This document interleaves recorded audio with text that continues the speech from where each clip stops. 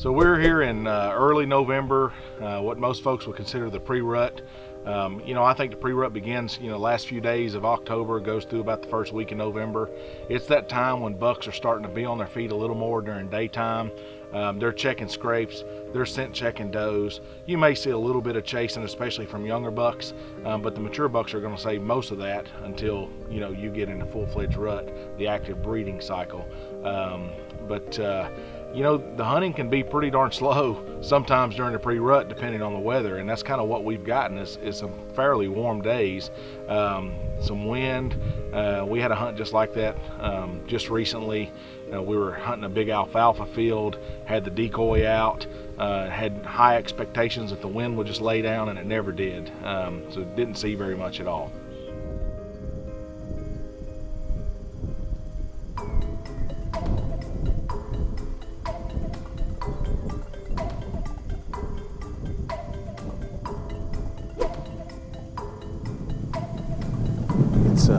It's October 28th, and we're back down here in South Central Kentucky on the farm we've been hunting all year.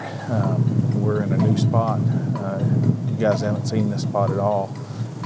It's about a 2-acre alfalfa and clover plot that's surrounded by CRP, and the CRP belongs to the neighbor, but he's given us permission to retrieve deer or anything like that, so we hunt, right on the line, but it's an agreeable thing with the neighbor. So we've got a good southwest wind blowing out over an empty crop field, beautiful food source behind me here, a really nice trail going up the edge of the trees to the north, and then the woods that we've been hunting is directly south of us. I got a picture of blades on this food plot about 2 weeks ago, early in the morning, just about legal shooting time. So it's an evening hunt, and I can't help but think we will see deer if this wind will lay down. It's pretty windy right now. It's rough on a man's mustache, I can tell you that, but probably rough on the audio too. But we'll make do, and hopefully we'll smoke a big one before the night's over.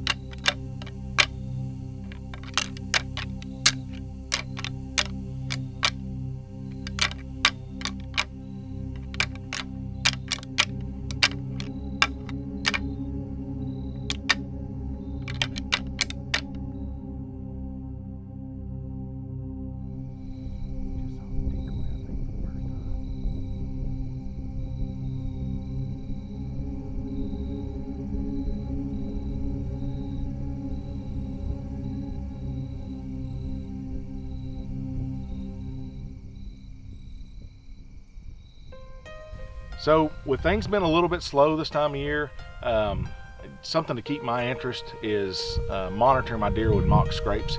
I usually start those mock scrapes back in September, October, but it's not unusual for me to go out in November and find a great area and pop up a scrape and put a camera on it. So I noticed some time ago, I was walking down a logging road, and I see this beech limb leaning out over the intersection of this logging road, and from a distance I thought, man, that looks like there should be a scrape there this fall. Sure enough, I went back that fall, and there were multiple scrapes under that beech limb, and it got me to thinking, if it was that obvious to me, it was quite obvious to the deer as well, and that's what I needed to do with my mock scrapes, just make them stick out like a sore thumb.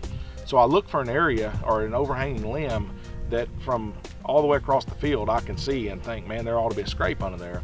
And if there's a bunch of limbs like that, I may even remove some of those limbs, so I'll limit their options so that I can get pictures of them on the scrape that I've got my camera hung on. I want it to be in an area that I can get in and out of real easily and not disturb a lot of deer trying to get to that camera to check it. I don't want to disturb any deer, so I want to get in, get out quickly, and not check it too terribly frequently. I usually check it when I'm going in to hunt or maybe coming out from hunting. But the key to those is making them obvious. Sometimes if there isn't an overhanging limb already there, I'll remove a limb from elsewhere and put that limb there. And when I'm done, I can step back and see that that's one of the few overhanging licking branches in that area, and a deer just can't help but go and rub his face in it and make a scrape there.